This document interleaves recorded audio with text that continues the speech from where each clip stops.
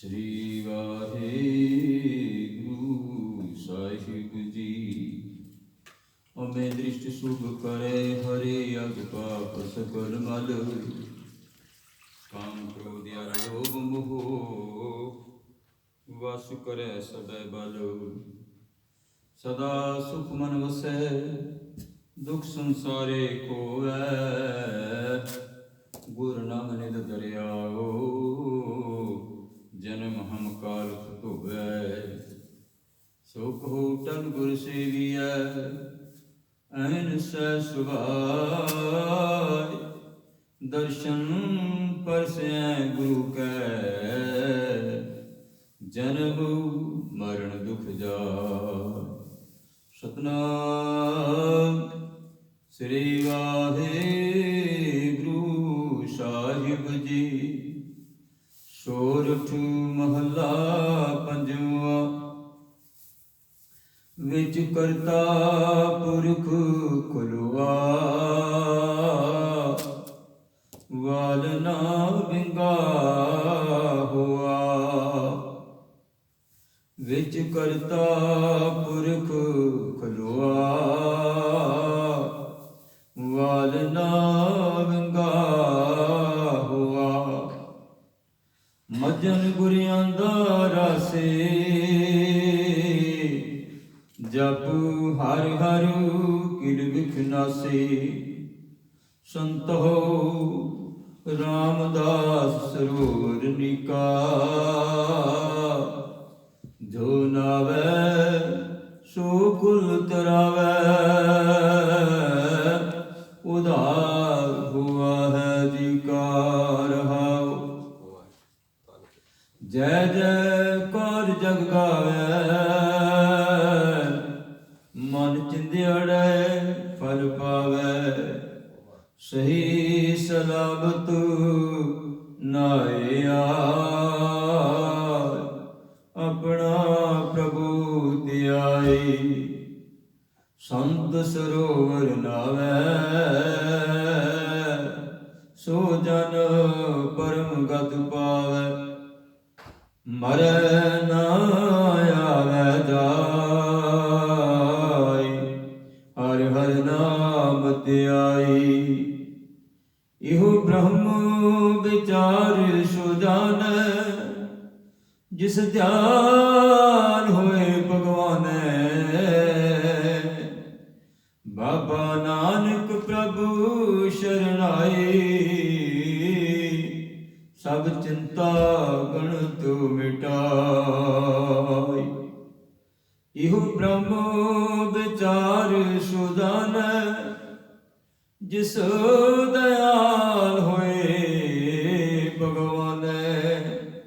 ਬਾਬਾ ਨਾਨਕ ਪ੍ਰਭ ਸ਼ਰਨਾਈ। ਸਭ ਚਿੰਤਾ ਗਣਤ ਮਿਟਾਈ। ਵਾਹਿਗੁਰੂ ਜੀ ਕਾ ਖਾਲਸਾ ਵਾਹਿਗੁਰੂ ਜੀ ਕੀ ਫਤਿਹ। ਪਿਆਰਿਓ, ਇਹ ਜੋ ਮੁਬਾਰਕ ਬਚਨ ਸਤਿਗੁਰਾਂ ਦੀ ਹੁਕਮਨਾਮਾ ਆਪ ਜੀਆਂ ਨੇ ਸਰਵਣ ਕੀਤਾ ਹੈ। ਧੰਨ ਧੰਨ ਸਾਹਿਬ ਸ੍ਰੀ ਗੁਰੂ ਗ੍ਰੰਥ ਸਾਹਿਬ ਮਹਾਰਾਜ ਜੀਆਂ ਦੇ ਅੰਦਰ 623 ਅੰਗ ਤੇ ਸੁਭਾਈਮਾਨ ਹੈ। ਧੰਨ ਗੁਰੂ ਰਾਮਦਾਸ ਪਾਤਸ਼ਾਹ ਜੀਆਂ ਦੀ ਪਾਵਨ ਪਵਿੱਤਰ ਦਰਬਾਰ ਤੋਂ ਧੰਨ ਗੁਰੂ ਅਰਜਨ ਦੇਵ ਮਹਾਰਾਜ ਜੀਆਂ ਦੀ ਰਸਨਾ ਤੋਂ ਉਚਾਰਨ ਕੀਤਾ ਹੋਇਆ ਇਹ ਸ਼ਬਦ ਸੋਚ ਰਾਗ ਦੇ ਵਿੱਚ ਮੇਰੇ ਸਤਿਗੁਰਾਂ ਨੇ ਉਚਾਰਨ ਕੀਤਾ ਹੈ। ਆਓ ਸ਼ਬਦ ਦੀ ਵਿਚਾਰ ਦੇ ਨਾਲ ਜੁੜਨ ਦਾ ਯਤਨ ਕਰੀਏ। ਸੋਰਠ ਮਹੱਲਾ ਪੰਜਵਾ। ਇਹ ਸ਼ਬਦ ਨੂੰ ਧੰਨ ਗੁਰੂ ਅਰਜਨ ਦੇਵ ਮਹਾਰਾਜ ਜੀਆਂ ਨੇ ਸੋਚ ਰਾਗ ਵਿੱਚ ਗਾਉਣ ਦੀ ਤਾਕੀਦ ਕੀਤੀ ਹੈ ਕਿ ਜਦੋਂ ਇਸ ਸ਼ਬਦ ਨੂੰ ਗਾਇਨ ਕੀਤਾ ਜਾਵੇ, ਸੋਚ ਰਾਗ ਦੀਆਂ ਸੁਰਾਂ ਦੇ ਵਿੱਚ ਗਾਇਨ ਕੀਤਾ ਜਾਵੇ। ਵਿੱਚ ਕਰਤਾ ਪੁਰਖ ਖਲੋਆ। ਕਹਿੰਦੀ ਜਿਸ ਦੇ ਕਾਰਜ ਦੇ ਵਿੱਚ ਪਿਆਰਿਓ ਪਰਮੇਸ਼ਰ ਆਪ ਆ ਜਾਵੇ। ਵਾਹਿਗੁਰੂ ਜਿਸ ਕਾਰਜ ਦੇ ਵਿੱਚ ਆ ਜਾਵੇ, ਖਲੋਆ ਤੋਂ ਭਾਵ ਵਾਹਿਗੁਰੂ ਆਪ ਹੀ ਖੜ ਗਿਆ। ਜਿਸ ਵੀ ਕਾਰਜ ਦੇ ਵਿੱਚ ਵਾਲ ਨਾ ਵਿੰਗਾ ਹੋਆ, ਕਹਿੰਦੀ ਉਹਦੇ ਵਾਸਤੇ ਕੋਈ ਰੁਕਾਵਟ ਨਹੀਂ ਆ ਸਕਦੀ। ਉਹਦੀਆਂ ਸਾਰੀਆਂ ਰੁਕਾਵਟਾਂ ਦੂਰ ਹੋ ਜਾਂਦੀਆਂ ਨੇ। ਪਰਮੇਸ਼ਰ ਦਿੱਤਾ ਬਨਾ, ਦੁੱਖ ਰੋਗ ਕਾ ਡੇਰਾ ਭੰਨਾ, ਅੰਧ ਕਰੇ ਨਰ ਨਾਰੀ, ਹਰ ਹਰ ਪ੍ਰਭ ਕਿਰਪਾ ਧਾਰੀ। ਫਿਰ ਕੀ ਹੋਇਆ ਸੰਤੋ, ਸੁਖ ਹੋਆ ਸਭ ਥਾਈ, ਪਾਰ ਬ੍ਰਹਮ ਪੂਰਨ ਪਰਮੇਸ਼ਰ, ਰਬ ਰਹਿਆ ਸੁਧਿ ਜਾਈ। ਧੁਰ ਕੀ ਬਾਣੀ ਆਈ, ਤਿਨ ਸਗਲੀ ਚਿੰਤ ਮਿਟਾਈ। ਸਾਰੀਆਂ ਚਿੰਤਾ ਖਤਮ ਕਰ ਦਿੱਤੀਆਂ। ਆਖਰੀ ਪੰਕਤੀ ਦੇ ਵਿੱਚ ਜੀ ਸਤਿਗੁਰੂ ਇਹ ਗੱਲ ਕਹਿੰਦੇ ਨੇ, ਬਾਬਾ ਨਾਨਕ ਪ੍ਰਭ ਸ਼ਰਣਾਈ, ਸਭ ਚਿੰਤਾ ਗਣਤ ਮਿਟਾਈ। ਜਿਸ ਕਾਰਜ ਦੇ ਵਿੱਚ ਵਾਹਿਗੁਰੂ ਆਪ ਆ ਜਾਂਦਾ ਪਿਆਰੇ, ਜਦੋਂ ਅਸੀਂ ਵਾਹਿਗੁਰੂ ਨੂੰ ਬੁਲਾਵਾਂਗੇ ਤੇ ਵਾਹਿਗੁਰੂ ਆਵੇਗਾ। ਪਿਆਰੇ, ਜਦੋਂ ਕੋਈ ਦੁਕਾਨ ਤੇ ਕਾਰੋਬਾਰ ਸ਼ੁਰੂ ਕਰਦਾ ਹੈ ਤੇ ਸਭ ਤੋਂ ਪਹਿਲਾਂ ਸੋਚਦਾ ਕਿ ਦੁਕਾਨ ਦੇ ਵਿੱਚ ਸਤਿਗੁਰਾਂ ਦੇ ਚਰਨ ਪੈਣ, ਤੇ ਸਤਿਗੁਰੂ ਦੇ ਚਰਨ ਪਾਉਂਦੇ ਨੇ ਗੁਰਸਿੱਖ ਪਿਆਰੇ ਜੀ। ਕੋਈ ਘਰ ਨਵਾਂ ਲੈਂਦੇ ਨੇ ਤੇ ਤਾਂ ਕਹਿੰਦੇ ਨੇ ਸਤਿਗੁਰ ਦੇ ਮੁਬਾਰਕ ਚਰਨ ਪਹਿਲੋਂ ਪੁਆਈ। ਸਾ ਧਰਤੀ ਪਈ ਹਰਿਆਵਲੀ, ਜਿੱਥੇ ਮੇਰਾ ਸਤਿਗੁਰੂ ਬੈਠਾ ਆਏ, ਸੇ ਜੰਤ ਪਏ ਹਰਿਆਵਲੇ, ਜਿਨੀ ਮੇਰਾ ਸਤਿਗੁਰ ਦੇਖਿਆ ਜਾਏ। ਧੰਨ ਧੰਨ ਪਿਤਾ ਧੰਨ ਧੰਨ ਕੁਲ, ਧੰਨ ਧੰਨ ਸੋ ਜਨਨੇ, ਜਿਨ ਗੁਰੂ ਜਣਿਆ ਮਾਏ। ਧੰਨ ਧੰਨ ਗੁਰੂ ਜਿਨ ਨਾਮ ਅਰਾਧਿਆ, ਆਪ ਤਰਿਆ। ਧੰਨ ਧੰਨ ਗੁਰੂ ਜਿਨ ਨਾਮ ਅਰਾਧਿਆ, ਆਪ ਤਰਿਆ। ਜਿਨੀ ਡਿਠਾ ਤਿਨਾ ਲਈ ਛੁਡਾਏ। ਜਿਨ੍ਹਾਂ ਨੇ ਵੀ ਪਿਆਰੇ ਗੁਰੂ ਦੇ ਦਰਸ਼ਨ ਕਰ ਲਏ, ਗੁਰੂ ਬਾਣੀ ਦੇ ਨਾਲ ਜਿਹੜੇ ਜੁੜ ਗਏ, ਵਾਹਿਗੁਰੂ ਨੇ ਉਹਨਾਂ ਨੂੰ ਤਾਰ ਦਿੱਤਾ। ਤਾਰਿਆ ਜਹਾਨ ਲਹਿਆ ਅਭਿਮਾਨ, ਜਿਨੀ ਦਰਸ਼ਨ ਪਾਇਆ। ਜਿਨੀ ਤੁਧ ਨੂੰ ਧਨ ਕਹਿਆ, ਤਿਨ ਜਮ ਨੇੜ ਨਾ ਆਇਆ। ਜਿਸ ਕਾਰਜ ਦੇ ਵਿੱਚ ਕਰਤਾ ਆ ਗਿਆ ਪਿਆਰਿਓ, ਵਾਹਿਗੁਰੂ ਉਸ ਕਾਰਜ ਨੂੰ ਆਪਣੇ ਆਪ ਹੀ ਸਿਰੇ ਚਾੜ ਦਿੰਦਾ ਹੈ। ਵਾਹਿਗੁਰੂ ਦੇ ਕੋਲ ਅਰਦਾਸ ਬੇਨਤੀ ਕਿਹੜੀ ਕਰਨੀ ਹੈ ਪਿਆਰਿਓ, ਆ ਕੇ ਕਿ ਸਾਡਾ ਕਾਰਜ ਕਿਹੜਾ ਸਿਰੇ ਚਾੜਦੇ। ਵਾਹਿਗੁਰੂ ਜੀ ਸਾਨੂੰ ਆਤਮਿਕ ਪੂੰਜੀ ਬਖਸ਼ਿਸ਼ ਕਰੋ, ਨਾਮ ਦੀ ਪੂੰਜੀ ਬਖਸ਼ਿਸ਼ ਕਰੋ, ਆਤਮਿਕ ਜੀਵਨ ਸਾਨੂੰ ਬਖਸ਼ਿਸ਼ ਕਰੋ। ਤੇ ਜਦੋਂ ਵਾਹਿਗੁਰੂ ਬਖਸ਼ਿਸ਼ ਕਰਦਾ ਹੈ ਪਿਆਰਿਓ ਆਪਣੇ ਪਿਆਰਿਆਂ ਨੂੰ, ਨਾਮ ਦੀ ਵੀ ਬਖਸ਼ਿਸ਼ ਕਰਦਾ ਹੈ ਤੇ ਆਤਮਿਕ ਜੀਵਨ ਵੀ ਬਖਸ਼ਿਸ਼ ਕਰਦਾ ਹੈ। ਉਹਨਾਂ ਦਾ ਵਾਲ ਤੱਕ ਬੰਕਾ ਨਹੀਂ ਹੁੰਦਾ। ਕਹਿੰਦੀ ਵਾਲ ਤੱਕ ਵੰਗਾ ਨਾ ਹੋਵਾ ਦਾ ਮਤਲਬ ਇਹ, ਕੋਈ ਵੀ ਕਸ਼ਟ, ਕੋਈ ਵੀ ਰੁਕਾਵਟ, ਕੋਈ ਵੀ ਦੁੱਖ ਨਹੀਂ ਰਹਿ ਜਾਂਦਾ। ਨਿੱਕੇ ਤੋਂ ਨਿੱਕਾ ਦੁੱਖ ਵੀ ਨਹੀਂ ਰਹਿ ਜਾਂਦਾ। ਮਜਨ ਗੁਰਿਆਂ ਦਾ ਰਾਸੇ, ਇਸ਼ਨਾਨ ਕੀਤਾ ਹੋਇਆ ਬਾਣੀ ਦੇ ਵਿੱਚ। ਪਿਆਰੂ, ਪਹਿਲੀ ਤੇ ਆਪਾਂ ਪਾਣੀ ਦੇ ਵਿੱਚ ਇਸ਼ਨਾਨ ਕਰਦੇ ਹਾਂ, ਉਸ ਤੋਂ ਬਾਅਦ ਬਾਣੀ ਦਾ ਅੰਤਰੇ ਆਤਮਾ, ਆਪਣੀ ਆਤਮਾ ਨੂੰ ਪਵਿੱਤਰ ਕਰਨ ਵਾਸਤੇ। ਵੈਸੇ ਤਾਂ ਜਦੋਂ ਪਾਣੀ ਅਸੀਂ ਆਪਣੇ ਪਿੰਡੇ 'ਤੇ ਪਾਉਂਦੇ ਹਾਂ, ਵਾਹਿਗੁਰੂ ਉਸੇ ਵੇਲੇ ਚਿੱਤ ਵਿੱਚ ਆ ਜਾਂਦਾ ਹੈ ਕਿ ਜਿਤਨੇ ਤੱਤ ਸਨ, ਇਹਨਾਂ ਤੱਤਾਂ ਨੂੰ ਜਿਸ ਵੇਲੇ ਪੁੱਛਿਆ ਗਿਆ ਨਾ ਕਿ ਤੁਸੀਂ ਮਨੁੱਖ ਦਾ ਸਹਾਇਕ ਬਣੋਗੇ, ਤੇ ਸਾਰਿਆਂ ਨੇ ਪਿਆਰਿਓ ਕੋਈ ਹਾਂ ਵੀ ਨਹੀਂ ਭਰੀ। ਤੇ ਪਾਣੀ ਨੇ ਇਹ ਗੱਲ ਆਖੀ ਸੀ ਕਿ ਜਦੋਂ ਵੀ ਮੈਨੂੰ ਵੇਖਿਓ, ਹੁਣ ਤੁਸੀਂ ਜਦੋਂ ਇਸ਼ਨਾਨ ਕਰਦੇ ਹਾਂ, ਜਦੋਂ ਪਹਿਲਾ ਹੀ ਡੱਬਾ ਸਰੀਰ 'ਤੇ ਪੈਂਦਾ ਤੇ ਵਾਹਿਗੁਰੂ ਮੁਖ ਤੋਂ ਨਿਕਲਦਾ ਹੈ। ਕਿਉਂਕਿ ਪਾਣੀ ਨੇ ਇਹ ਕਿਹਾ ਸੀ, ਜਦੋਂ ਮੇਰੀ ਵਰਤੋਂ ਕਰਨਗੇ ਤੇ ਵਾਹਿਗੁਰੂ ਚਿੱਤ ਆਵੇਗਾ। ਜਿਹੜਾ ਅੰਮ੍ਰਿਤ ਵੇਲੇ ਉੱਠ ਕਰਕੇ ਇਸ਼ਨਾਨ ਕਰੇਗਾ, ਉਹਨੂੰ ਵਾਹਿਗੁਰੂ ਵਾਹਿਗੁਰੂ ਆਪਣੇ ਆਪ ਚਿੱਤ ਆ ਜਾਵੇਗਾ। ਪਿਆਰੂ, ਉਤਨੀ ਦੇਰ ਤੱਕ ਸੁਸਤੀ ਨਹੀਂ ਰਹਿੰਦੀ ਜਿਤਨੀ ਦੇਰ ਤੱਕ ਠੰਡਾ ਪਾਣੀ ਨਾ ਕੰਡੇ 'ਤੇ ਪਵੇ। ਪਾਣੀ ਦਾ ਤੇ ਬਾਣੀ ਦਾ ਸੁਮੇਲ ਹੈ ਪਿਆਰੇ। ਪਹਿਲੇ ਪਾਣੀ ਦੇ ਨਾਲ ਇਸ਼ਨਾਨ ਕਰਕੇ ਤੇ ਫਿਰ ਵਾਹਿਗੁਰੂ ਵਾਹਿਗੁਰੂ ਕਰਦੇ ਹਨ। ਜਿਤਨੇ ਵੀ ਜੀਵ ਹਨ, ਰਾਮਦਾਸ ਸਰੋਵਰ ਨਾਤੇ, ਸਭ ਉਤਰੇ ਪਾਪ ਕਮਾਤੇ, ਨਿਰਮਲ ਹੋਏ ਕਰ ਇਸ਼ਨਾਨਾ, ਗੁਰਪੂਰੇ ਕੀਨੇ ਦਾਨਾ। ਸਤਿਗੁਰੂ ਬਖਸ਼ਿਸ਼ ਕਰਦੇ ਨੇ, ਮੱਜਨ ਗੁਰ ਆਂਦਾ ਰਸ। ਪਿਆਰੂ, ਉਹਦਾ ਇਸ਼ਨਾਨ ਕੀਤਾ ਹੋਇਆ ਜਲਦਾ ਵੀ, ਤੇ ਬਾਣੀ ਦਾ ਅੰਤਰੇ ਆਤਮਾ ਇਸ਼ਨਾਨ ਕੀਤਾ ਹੋਇਆ ਰਸ ਆ ਗਿਆ। ਜਪ ਹਰ ਹਰ ਕਿਰ ਵਿਖੁ ਨਾਸੀ। ਜਿਹੜਾ ਪਰਮੇਸ਼ਰ ਦਾ ਚਿੰਤਨ ਕਰਦਾ, ਵਾਹਿਗੁਰੂ ਵਾਹਿਗੁਰੂ ਕਰਦਾ, ਪਿਆਰੂ, ਸਾਰੇ ਉਹਦੇ ਪਾਪ ਖਤਮ ਹੋ ਜਾਂਦੇ ਨੇ। ਕਿਰ ਵਿਖ ਤੋਂ ਭਾਵ ਹੈ ਪਾਪ, ਉਹਦੇ ਸਾਰੇ ਹੀ ਪਾਪ ਖਤਮ ਹੋ ਜਾਂਦੇ ਨੇ। ਸੰਤੋ ਰਾਮਦਾਸ ਸਰੋਵਰ ਨੀਕਾ। ਪਿਆਰੇ, ਦੇ ਭਾਰੀ ਅਰਥ ਆਪਾਂ ਕਰਾਂਗੇ ਕਿ ਧੰਨ ਗੁਰੂ ਰਾਮਦਾਸ ਪਾਤਸ਼ਾਹ ਜੀ ਦਾ ਪਾਵਨ ਪਵਿੱਤਰ ਜੋ ਅਸਥਾਨ ਹੈ, ਤੀਰਥ ਇਸ਼ਨਾਨ ਹੈ, ਉਸ ਦੇ ਬਾਹਰੀ ਅਰਥ ਹੋਣਗੇ। ਤੇ ਜਦੋਂ ਅੰਤਰੀਵ ਅਰਥ ਲਵਾਂਗੇ ਫਿਰ ਸੰਤੋ ਰਾਮਦਾਸ ਸਰੋਵਰ ਨਿਕਾ ਆਸਾਦ ਸੰਗਤ ਅਸਥਾਨ। ਸਤ ਸੰਗਤ ਹੈ ਜਿਹੜੀ, ਇਹ ਪਿਆਰਿਓ ਇਹ ਵੀ ਇੱਕ ਇਸ਼ਨਾਨ ਦਾ ਸਾਡਾ ਜ਼ਰੀਆ ਹੈ। ਸਤ ਸੰਗਤ ਦੇ ਵਿੱਚ ਆ ਕਰਕੇ ਅਸੀਂ ਆਪਣੀ ਆਤਮਾ ਦਾ ਇਸ਼ਨਾਨ ਕਰਾਉਣਾ। ਸੰਤੋ ਰਾਮਦਾਸ ਸਰੋਵਰ ਨੀਕਾ, ਇਹਦੀ ਬਹੁਤ ਚੰਗਾ ਹੈ। ਗੁਰੂ ਰਾਮਦਾਸ ਪਾਤਸ਼ਾਹ ਜੀਆਂ ਦਾ ਸਰੋਵਰ, ਜੋ ਨਹਾਵੇ ਸੋ ਕਲ ਤੁਰਾਵੇ, ਉਦਾਰ ਹੁਆ ਹੈ ਦੀਕਾ। ਜਿਹੜਾ ਪਿਆਰਿਓ ਪਹਿਲੇ ਇਸ਼ਨਾਨ ਕਰੇਗਾ ਇਹ ਮਾਲਕ ਦੇ ਚਰਨਾਂ ਦੇ ਨਾਲ ਜੁੜ ਜਾਵੇਗਾ। ਅੰਤਰੀਵ ਇਸ਼ਨਾਨ ਕਰੇਗਾ, ਜੋ ਟੁੱਬੀਆਂ ਲਾਵੇਗਾ ਨਾਮ ਦੇ ਵਿੱਚ, ਜੋ ਨਹਾਵੇ ਸੋ ਕੁਲ ਤਰਾਵੇ। ਕਹਿੰਦੇ ਉਹ ਆਪਣਾ ਦੀ ਉਧਾਰ ਸਹਿਜੇ ਹੀ ਕਰ ਲੈਂਦਾ ਹੈ। ਪਿਆਰਿਓ ਉਹਦੇ ਪਿਤਰਾਂ ਦਾ ਵੀ ਉਧਾਰ ਹੋ ਜਾਂਦਾ। ਧੰਨ ਗੁਰੂ ਅਰਜਨ ਦੇਵ ਮਹਾਰਾਜ ਜੀਆਂ ਦੇ ਪਾਵਨ ਅਮੋਲਕ ਬਚਨ ਹਨ। ਜਿਸ ਸਿਮਰਤ ਸਭ ਕਿਲ ਵਿਖ ਨਾਸੇ, ਪਿਤਰੇ ਹੋਏ ਉਧਾਰੂ।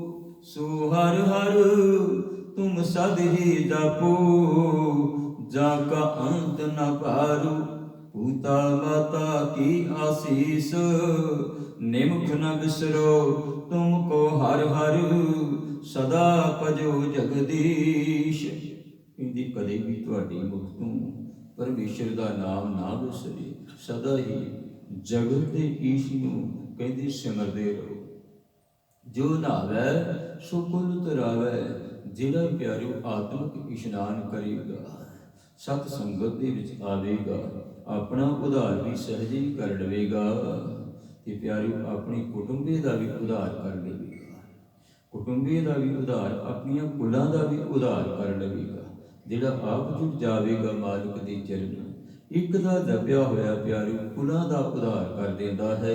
ਜਿਹੜੀ ਪਰਮੇਸ਼ਰ ਦੀ ਪਿਆਰੀ ਵਾਹਿਗੁਰੂ ਨੂੰ ਜਪਦੇ ਨੇ ਪਿਆਰਿਓ, ਆਪਣੀਆਂ ਪਹਿਲੀਆਂ ਕੁਲਾਂ ਦਾ ਵੀ ਉਧਾਰ ਕਰ ਲੈਂਦੇ ਨੇ, ਪਿਤਰਾਂ ਦਾ ਵੀ ਉਧਾਰ ਕਰ ਲੈਂਦੇ ਨੇ, ਤੇ ਜਿਹੜੀਆਂ ਆਉਣ ਵਾਲੀਆਂ ਕੁਲਾਂ ਉਹਨਾਂ ਨੂੰ ਵੀ ਤਾਰ ਲੈਂਦੇ ਨੇ, ਬਖਸ਼ਿਸ਼ ਕਰ ਦਿੰਦੇ ਨੇ, ਸਤਿਗੁਰੂ ਰਹਿਮਤ ਕਰ ਦਿੰਦੇ ਨੇ। ਵਾਹਿਗੁਰੂ ਜਦੋਂ ਕੋਈ ਸਿੱਖ ਬਾਣੀ ਦੇ ਨਾਲ ਜੁੜਦਾ ਹੈ, ਰਹਾਉ ਜੈ ਜੈਕਾਰ ਜਗ ਗਾਵੇ। ਉਹਨਾਂ ਦੀ ਪਿਆਰਿਓ ਸਾਰੇ ਜਗਤ ਦੇ ਵਿੱਚ ਜੈ ਜੈਕਾਰ ਹੁੰਦੀ ਹੈ। ਇੱਥੇ ਵੀ ਜੈ ਜੈਕਾਰ ਹੁੰਦੀ ਹੈ, ਪਰਲੋਕ ਦੇ ਵਿੱਚ ਵੀ ਜੈ ਜੈਕਾਰ ਹੁੰਦੀ ਹੈ।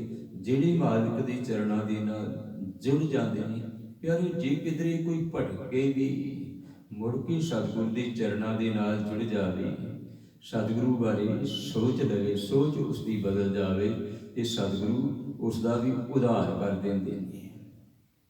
ਗੁਰੂ ਹਰਗੋਬਿੰਦ ਮਹਾਰਾਜ ਜੀਆਂ ਦੇ ਵੇਲੇ ਦੀ ਸਾਖੀ ਹੈ ਇੱਕ, ਕਿ ਧੰਨ ਗੁਰੂ ਹਰਗੋਬਿੰਦ ਮਹਾਰਾਜ ਜਿਸ ਵੇਲੇ ਪਿਆਰਿਓ ਛਿਆਟਾ ਸਾਹਿਬ ਦੀ ਧਰਤੀ ਤੇ ਆਏ ਨੇ, ਜਿਸ ਜਗ੍ਹਾ ਤੇ ਸਤਿਗੁਰਾਂ ਦਾ ਅਵਤਾਰ ਹੋਇਆ ਸੀ, ਤੇ ਬਹੁਤ ਸਾਰੇ ਸਿੱਖ ਮੇਰੇ ਸਤਿਗੁਰਾਂ ਦੇ ਨਾਲ ਸਨ। ਭਾਈ ਬਿਧੀ ਚੰਦ, ਪੈਂਦੇ ਖਾਂ, ਵੱਡੇ ਵੱਡੇ ਯੋਧੇ ਹੋਰ ਵੀ ਸਤਿਗੁਰਾਂ ਦੇ ਨਾਲ ਸਨ। ਭਾਈ ਗੁਰਦਾਸ ਸਾਹਿਬ ਜੀ, ਕਹਿੰਦੇ ਬਹੁਤ ਸਾਰੇ ਯੋਧੇ ਤੇ ਮੇਰੇ ਸਤਿਗੁਰੂ ਸ਼ਿਕਾਰ ਕਰਨ ਵਾਸਤੇ ਜਿਸ ਵੇਲੇ ਜਾ ਰਹੇ ਸਨ, ਤੇ ਛਿਆਟਾ ਸਾਹਿਬ ਦੀ ਧਰਤੀ ਤੇ ਆਏ। ਛਿਆਟਾ ਸਾਹਿਬ ਦੀ ਧਰਤੀ ਤੇ ਜਿਸ ਵੇਲੇ ਆਏ, ਤੇ ਦੀਨ ਦੁਨੀ ਦੇ ਮਾਲਕ ਸਤਿਗੁਰੂ ਕਹਿੰਦੇ ਇਹ ਜਗ੍ਹਾ ਸਾਡਾ ਜਨਮ ਅਸਥਾਨ ਹੈ, ਇਹ ਸਾਡਾ ਪ੍ਰਕਾਸ਼ ਅਸਥਾਨ ਹੈ। ਇਸ ਜਗ੍ਹਾ ਤੇ ਅਸੀਂ ਤੁਰਨਾ ਸਿੱਖਿਆ। ਇਸ ਜਗ੍ਹਾ ਤੇ ਕਹਿੰਦੇ ਅਸੀਂ ਲੱਤਾਂ ਤੇ ਭਾਰ ਪਾਉਣਾ, ਪੈਰਾਂ ਤੇ ਭਾਰ ਪਾਉਣਾ ਸਿੱਖਿਆ। ਤੇ ਭਾਈ ਭਾਨਾ ਜੀ ਕਹਿੰਦੇ ਮਹਾਰਾਜ ਤੁਸੀਂ ਤੇ ਇਵੇਂ ਇਸ ਧਰਤੀ ਨੂੰ ਭਾਗ ਲਾਇਆ, ਜਿਵੇਂ ਕ੍ਰਿਸ਼ਨ ਜੀ ਮਹਾਰਾਜ ਗੋਕੁਲ ਦੇ ਵਿੱਚ, ਮਥੁਰਾ ਦੇ ਵਿੱਚ ਕਹਿੰਦੀ ਧਰਤੀ ਨੂੰ ਭਾਗ ਲਾਉਂਦੇ ਸਨ। ਇਸੇ ਤਰ੍ਹਾਂ ਤੁਹਾਡੇ ਚਰਨਾਂ ਦੀ ਛੋਹ ਇਸ ਧਰਤੀ ਨੂੰ ਪ੍ਰਾਪਤ ਹੈ। ਇਹ ਮੁਬਾਰਕ ਹੋ ਗਈ ਧਰਤੀ ਜਿੱਥੇ ਬੈਠੇ ਸਾਧ ਜਨ, ਜਿੱਥੇ ਬੈਠਣ ਸਾਧ ਜਨ ਸੋ ਥਾਨ ਸੁਹੰਦਾ। ਜਿਸ ਜਗ੍ਹਾ ਤੇ ਪਿਆਰੇ ਸਾਧ ਜਨ ਪ੍ਰਭੂ ਦੇ ਪਿਆਰੇ ਮੁਬਾਰਕ ਚਰਨ ਪਾ ਦਿੰਦੇ ਨੇ, ਉਹ ਜਗ੍ਹਾ ਪੂਜਣਯੋਗ ਬਣ ਜਾਂਦੀ ਹੈ। ਸਤਿਗੁਰੂ ਜੀ ਇਹ ਜਗ੍ਹਾ ਹੁਣ ਬਹੁਤ ਪੂਜਣਯੋਗ ਹੋ ਗਈ ਹੈ, ਜਿੱਥੇ ਤੁਹਾਡੇ ਚਰਨ ਪਏ ਗਏ। ਤੇ ਪਿਆਰੇ ਸੰਗਤਾਂ ਆ ਰਹੀਆਂ ਸਨ ਦਰਸ਼ਨ ਦਿਦਾਰੇ ਕਰਨ ਵਾਸਤੇ। ਧੰਨ ਗੁਰੂ ਹਰਗੋਬਿੰਦ ਮਹਾਰਾਜ ਮੇਰੀ ਪੀੜੀ ਦੇ ਮਾਲਕ ਸਤਿਗੁਰਾਂ ਦੇ। ਤੇ ਪਿਆਰੇ ਇੱਕ ਕਿਰਸਾਨ ਆਇਆ, ਇੱਕ ਕਿਰਸਾਨ ਆ ਕੇ ਕਹਿੰਦਾ ਮਹਾਰਾਜ ਹੱਥ ਜੋੜੇ ਹੋਏ, ਸਤਿਗੁਰੂ ਜੀ ਮੇਰੀ ਇੱਕ ਬੇਨਤੀ ਹੈ। ਤੇ ਸਤਿਗੁਰਾਂ ਨੇ ਉਸ ਕਿਰਸਾਨ ਨੂੰ ਆਖਿਆ ਕਿ ਪਿਆਰਿਆ, ਕੀ ਤੇਰੀ ਬੇਨਤੀ ਹੈ, ਕੀ ਤੇਰਾ ਦੁੱਖ ਹੈ, ਦੱਸ। ਕਹਿੰਦੇ ਮਹਾਰਾਜ, ਮੇਰੇ ਜਿਹੜੇ ਖੇਤ ਨੇ, ਕਹਿੰਦੇ ਉਹਨਾਂ ਦਾ ਉਜਾੜਾ ਕਹਿੰਦੇ ਸੂਰ ਕਰ ਦਿੰਦਾ, ਇੱਕ ਬਹੁਤ ਵੱਡਾ ਸੂਰ ਹੈ। ਕਹਿੰਦੀ ਮੇਰਾ ਸਾਰਾ ਖੇਤ ਉਜਾੜ ਦਿੰਦਾ ਹੈ, ਸਾਰੀ ਧਰਤੀ ਉਸਨੇ ਖਰਾਬ ਕੀਤੀ ਹੋਈ ਹੈ, ਪੁੱਟ ਕੇ ਉਹ ਕੁਝ ਰਹਿਣ ਨਹੀਂ ਦਿੰਦਾ, ਬੜਾ ਉਜਾੜਾ ਕਰਦਾ ਹੈ। ਤੇ ਕਿਰਪਾ ਕਰੋ ਇਸ ਸੂਰ ਨੂੰ ਇੱਥੇ ਕਿਧਰੇ ਭਜਾਇਆ ਜਾਵੇ। ਤੇ ਧੰਨ ਗੁਰੂ ਹਰਗੋਬਿੰਦ ਮਹਾਰਾਜ ਪਿਆਰਿਓ ਨਾਲ ਪੈਂਦੇ ਖਾਂ, ਭਾਈ ਬਿਧੀ ਚੰਦ ਇਤ ਆਦਿ ਜੋਧੇ ਜਦ ਜਿਹੜੇ ਘੋੜਿਆਂ ਤੇ ਅਸਵਾਰ ਹੋਏ ਤੇ ਸਤਿਗੁਰਾਂ ਦੇ ਇਤਿਹਾਸ ਦੇ ਜ਼ਿਕਰ ਆਉਂਦਾ ਕਿ ਕਰੀਬ 1000 ਦੇ ਕਰੀਬ ਗੁਰਸਿੱਖ ਨਾਲ ਸਨ।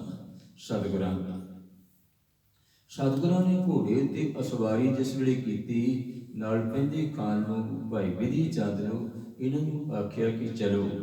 ਕਿਰਸਾਨ ਨੂੰ ਆਖਿਆ ਕਿ ਤੂੰ ਚੱਲ ਸਾਡੇ ਨਾਲ ਤੇ ਸਾਨੂੰ ਦੱਸ ਜਗ੍ਹਾ ਕਿੱਥੇ ਹੈ ਉਹ ਸੂਰ, ਉੱਥੇ ਅਸੀਂ ਚੱਲਦੇ ਹਾਂ।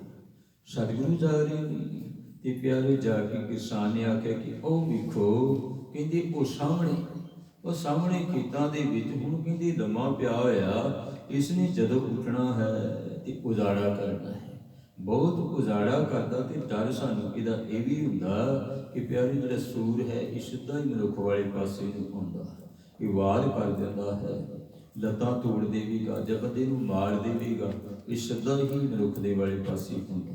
ਕਹਿੰਦੇ ਮਹਾਰਾਜ ਆਓ ਵੇਖੋ ਸਾਹਮਣੇ ਸੂਰ। ਕਹਿੰਦੇ ਹੁਣ ਉਸ ਵੇਲੇ ਪੈਂਦੇ ਖਾਨ ਨੂੰ ਸਤਿਗੁਰਾਂ ਨੇ ਆਖਿਆ, ਪੈਂਦੇ ਖਾਨ ਜਾਓ, ਇਹ ਸੂਰ ਨੂੰ ਕਹਿੰਦੇ ਤੁਸੀਂ ਕਹਿੰਦੇ ਪਕੜਨਾ ਕਿਸੇ ਤਰੀਕੇ ਦੇ ਨਾਲ, ਜਾਂ ਇਸ ਨੂੰ ਮਾਰਨਾ, ਜਾਓ।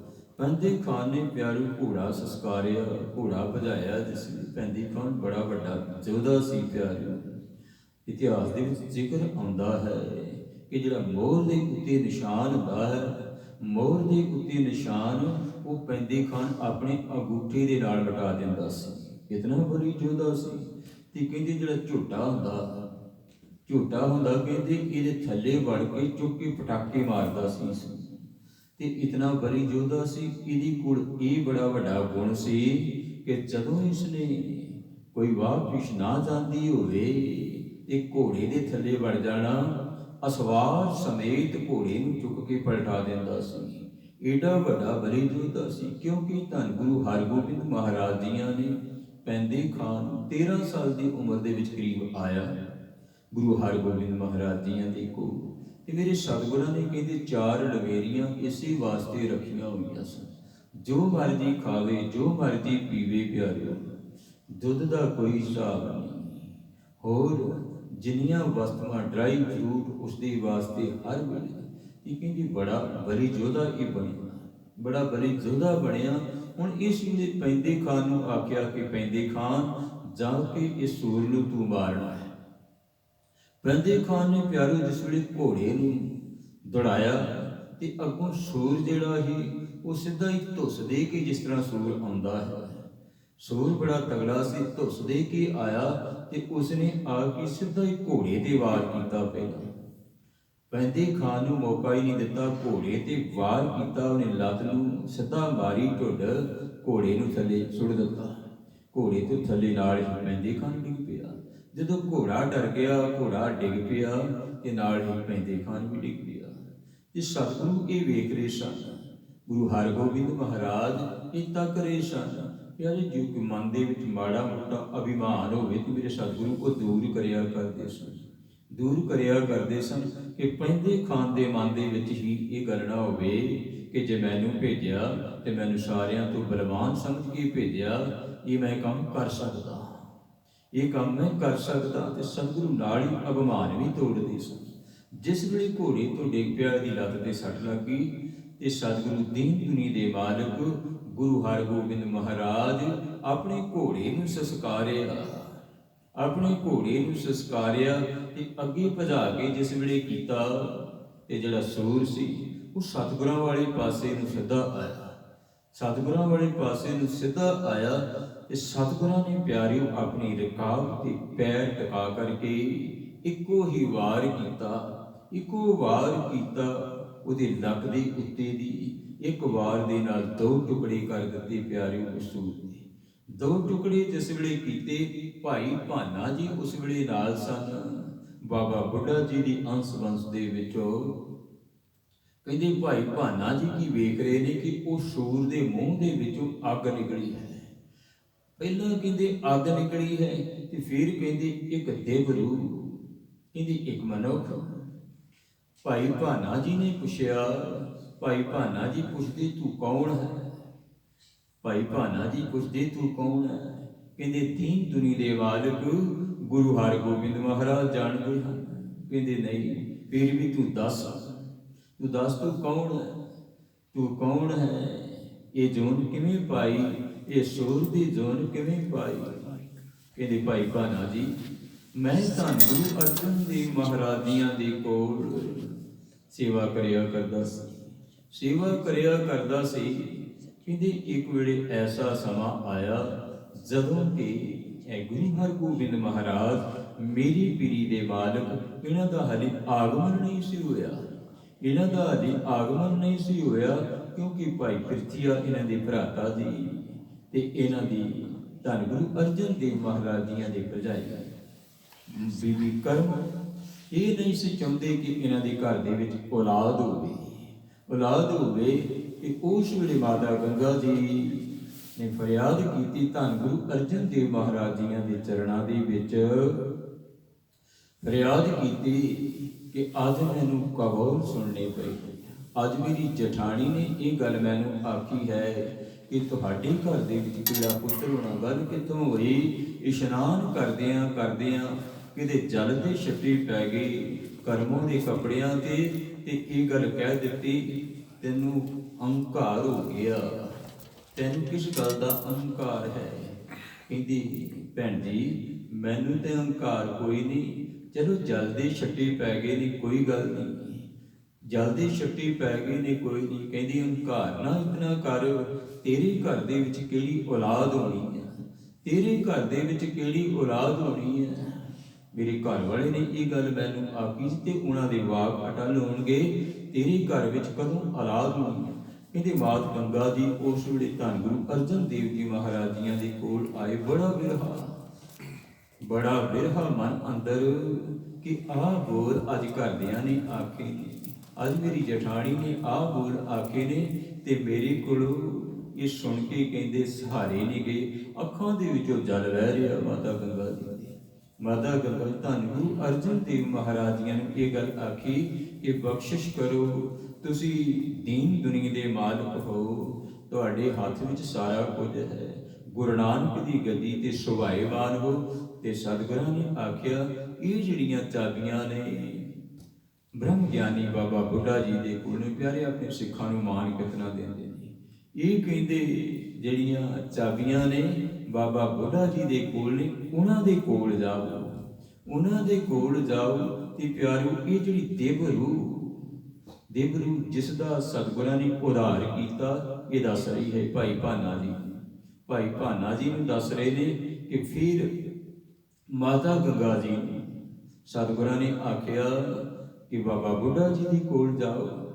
ਬਾਬਾ ਬੁੱਢਾ ਜੀ ਦੇ ਕੋਲ ਕਹਿੰਦੇ ਮਾਤਾ ਗੰਗਾ ਜੀ ਤੇ ਨਾਲ ਹੋਰ ਸੰਗਤਾਂ ਸਨ, ਦਾਸੀਆਂ ਨਾਲ ਸਨ, ਰਥਾਂ ਉੱਤੇ ਅਸਵਾਰ ਸਨ। ਤੇ ਜਿਸ ਵੇਲੇ ਮਾਤਾ ਗੰਗਾ ਜੀ ਆਏ ਨੇ ਤੇ ਕਹਿੰਦੇ ਉਸ ਵੇਲੇ ਖੇਤਾਂ ਦੇ ਵਿੱਚ ਮੈਂ ਵੀ ਸੀ। ਉਹ ਕਿਸਾਨ ਕਹਿੰਦਾ ਮੈਂ ਵੀ ਉਸ ਖੇਤਾਂ ਦੇ ਵਿੱਚ ਸੀ। ਤੇ ਮੈਨੂੰ ਕਹਿੰਦੇ ਪੁੱਛਿਆ ਬਾਬਾ ਜੀ ਕਿਸ ਪਾਸੇ? ਤੇ ਬਾਬਾ ਜੀ ਵਾਸਤੇ ਮੈਂ ਹੀ ਦੱਸਿਆ ਸੀ ਕਿ ਬਾਬਾ ਜੀ ਉਹ ਬੈਠੇ ਨੇ। ਕਿ ਉਸ ਵੇਲੇ ਬਾਬਾ ਜੀ ਨੇ ਇਹ ਗੱਲ ਆਖੀ ਕਿ ਰਥਾਂ ਤੇ ਸਵਾਰ ਸਨ ਗੁਰੂ ਕੇ ਮਹਿਲ। ਕਹਿੰਦੇ ਗੁਰੂ ਕੇ ਮਹਿਲਾਂ ਨੂੰ ਕਿੱਧਰ ਭਾਜਣਾ ਪਈਆਂ ਹੋਈਆਂ ਨੇ। ਤੇ ਕਹਿੰਦੇ ਮੈਂ ਇਹ ਗੱਲ ਬਰਦਾਸ਼ਤ ਨਾ ਕੀਤੀ। ਤੇ ਇਹ ਗੱਲ ਆਖੀ ਕਿ ਇਹ ਕਿਸਾਨ ਕਹਿੰਦੇ ਤੂੰ ਕੈਸੀਆਂ ਗੱਲਾਂ ਕਰ ਰਿਹਾ? ਤੈਨੂੰ ਇਹ ਨਹੀਂ ਪਤਾ ਕਿ ਗੁਰੂ ਕੇ ਮਹਿਲ ਆਏ ਨੇ, ਤੂੰ ਇਹ ਗੱਲ ਕਹਿ ਰਿਹਾ ਗੁਰੂ ਕਿਆਂ ਨੂੰ ਭਾਜਣਾ ਪਈਆਂ ਹੋਈਆਂ ਨੇ। ਗੁੱਸੇ ਦੇ ਵਿੱਚ ਕਹਿੰਦੇ ਮੈਂ ਬਾਬਾ ਬੁੱਢਾ ਜੀ ਨੂੰ ਇਹ ਗੱਲ ਆਖੀ। ਬਾਬਾ ਬੁੱਢਾ ਜੀ ਨੂੰ ਕਿ ਕੀ ਤੁਸੀਂ ਬੋਲਦੇ ਪਏ ਹੋ? ਮਾਤਾ ਜੀ ਆਏ ਨੇ, ਤੁਸੀਂ ਉਹਨਾਂ ਨੂੰ ਐਸੇ ਬੋਲ ਕਿਉਂ ਬੋਲਦੇ ਹੋ? ਪਰ ਬਾਬਾ ਬੁੱਢਾ ਜੀ ਨੇ ਉਸ ਵੇਲੇ ਕਿਸਾਨ ਕਹਿੰਦਾ ਮੈਨੂੰ ਆਖੀ ਇਹ ਗੱਲ। ਬਾਬਾ ਬੁੱਢਾ ਜੀ ਕਹਿੰਦੇ ਤੂੰ ਸੂਰ ਵਾਂਗ ਕਹਿੰਦੇ ਘੂਰ ਘੂਰ ਸਾਡੇ ਵੱਲ ਵੇਖਦਾ, ਕਹਿੰਦੇ ਗੁੱਸੇ ਦੇ ਵਿੱਚ ਸੀ ਨਾ। ਕਹਿੰਦਾ ਮੈਂ ਤੇ ਇਸ ਕਰਕੇ ਗੁੱਸੇ ਦੇ ਵਿੱਚ ਸੀ ਕਿ ਬਾਬਾ ਜੀ ਨੇ ਕੈਸੇ ਬੋਲ ਆਖੇ, ਕੈਸੇ ਬੋਲ ਆਖੇ ਸਨ। ਤੇ ਬਾਬਾ ਜੀ ਕਹਿੰਦੇ ਤੂੰ ਸਾਡੇ ਵੱਲ ਸੂਰ ਵਾਂਗ ਘੂਰ ਘੂਰ ਕੇ ਵੇਖਦਾ, ਤੂੰ ਸੂਰ ਦੀ ਜੋਨ ਪਾਵੇਂਗਾ, ਤੂੰ ਸੂਰ ਦੀ ਜੋਨ ਪਾਵੇਂਗਾ। ਤੇ ਕਹਿੰਦੇ ਮੈਂ ਉਸ ਵੇਲੇ ਹੱਥ ਜੋੜੇ ਬਾਬਾ ਬੁੱਢਾ ਜੀਆਂ ਦੇ ਅੱਗੇ ਇਹ ਗੱਲ ਆਖੀ ਕਿ ਬਾਬਾ ਜੀ ਮੈਨੂੰ ਪਤਾ ਤੁਹਾਡੇ ਬੋਲ 3 ਕਾਲ ਸੱਚ ਹਨ, ਤੁਸੀਂ ਬ੍ਰਹਮ ਗਿਆਨੀ ਹੋ, ਤਤ ਵੇਤੇ ਹੋ। ਪਹਿਲੇ ਪਾਤਸ਼ਾਹ ਤੋਂ ਲੈ ਕੇ ਚਲੇ ਆ ਰਹੇ ਹੋ 6ਵੇਂ ਪਾਤਸ਼ਾਹ ਤੱਕ ਪਿਆਰੂ ਬਾਬਾ ਬੁੱਢਾ ਜੀ ਨੇ ਸੇਵਾ ਨਿਭਾਈ। 125 ਸਾਲ ਦੀ ਉਮਰਾਂ ਤੱਕ ਪਿਆਰੂ 113 ਸਾਲ ਸੇਵਾ ਗੁਰੂ ਨਾਨਕ ਦੇ ਘਰ ਦੇ ਵਿੱਚ ਬਾਬਾ ਜੀ ਨੇ ਨਿਭਾਈ ਹੈ। 113 ਸਾਲ ਬਹੁਤ ਲੰਬੇਰਾ ਸਮਾਂ ਹੈ ਪਿਆਰੇ। ਤੇ ਵੇ ਇਹ ਵਚਨ ਜਿਸ ਵੇਲੇ ਆਖੀ ਤੂੰ ਸੂਰ ਵਾਂਗ ਕਹਿੰਦੇ ਘੂਰ ਘੂਰ ਵੇਖਦਾ, ਤੂੰ ਸੂਰ ਦਾ ਜੋਨ ਪਾਵੇਂਗਾ, ਸੂਰ ਦੀ ਜੋਨੀ ਪਾਵੇਂਗਾ। ਬਾਬਾ ਜੀ ਇਹ ਤੇ ਗੱਲ ਹੁਣ ਸੱਚ ਹੈ ਕਿ ਸੂਰ ਦੀ ਜੋਨੀ ਮੈਂ ਜ਼ਰੂਰ ਪਾਵਾਂਗਾ, ਪਰ ਮੇਰਾ ਉਧਾਰ ਕਿਵੇਂ ਹੋਵੇਗਾ?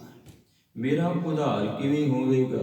ਕਹਿੰਦੇ ਜਿਹੜਾ ਵਾਕਿਆ ਅੱਜ ਹੋਇਆ ਨਾ, ਕਹਿੰਦੇ ਜਿਹੜਾ ਵਾਕਿਆ ਅੱਜ ਹੋਇਆ, ਕਹਿੰਦੇ ਗੁਰੂ ਹਰਗੋਬਿੰਦ ਮਹਾਰਾਜ ਧੰਨ ਗੁਰੂ ਅਰਜਨ ਦੇਵ ਮਹਾਰਾਜ ਜੀਆਂ ਦੇ ਘਰ ਦੇ ਵਿੱਚ ਉਹਨਾਂ ਦਾ ਆਗਮਨ ਹੋਵੇਗਾ, ਉਹਨਾਂ ਦਾ ਆਗਮਨ ਹੋਵੇਗਾ।